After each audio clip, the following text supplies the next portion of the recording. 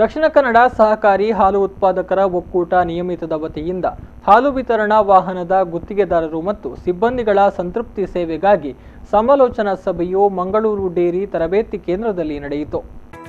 ಕಾರ್ಯಕ್ರಮದ ಅಧ್ಯಕ್ಷತೆ ವಹಿಸಿದ ದಕ್ಷಿಣ ಕನ್ನಡ ಸಹಕಾರಿ ಹಾಲು ಉತ್ಪಾದಕರ ಒಕ್ಕೂಟದ ವ್ಯವಸ್ಥಾಪಕ ನಿರ್ದೇಶಕರಾದ ಡಾ.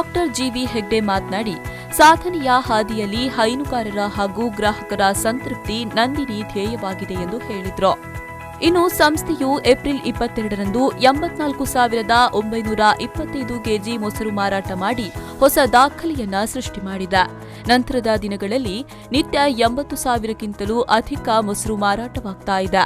ನಂದಿನಿ ಹಾಲು ಮತ್ತು ಉತ್ಪನ್ನಗಳು ಜಿಲ್ಲೆಯಲ್ಲಿ ಜನಪ್ರಿಯವಾಗಿದೆ.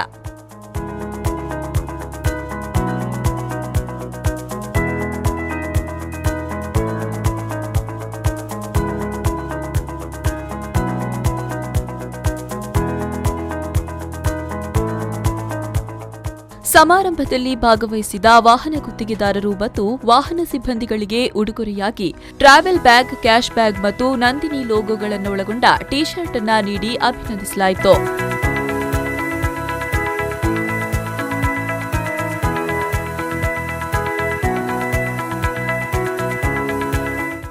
ಈ ಸಂದರ್ಭ ಡೈರಿ ವಿಭಾಗದ ವ್ಯವಸ್ಥಾಪಕರಾದ ಡಿಟಿ ಶಿವಶಂಕರ ಸ್ವಾಮಿ, ಮಾರುಕಟ್ಟೆ ವಿಭಾಗದ ವ್ಯವಸ್ಥಾಪಕರಾದ ಕೆ ಜಯದೇವಪ್ಪ, ಉಪವ್ಯವಸ್ಥಾಪಕರಾದ ಡಾ ರವಿರಾಜ್ ಉಡುಪ, ಹೇಮಂತ್ ಕುಮಾರ್, ಮಾರುಕಟ್ಟೆ ಅಧಿಕಾರಿಗಳಾದ ಚೇತನ್ ಎಸ್, ರವಿ, ಸಚಿನ್ ಸಿ ಹಾಗೂ ಅಧಿಕಾರಿಗಳು ಉಪಸ್ಥಿತರಿದ್ದರು.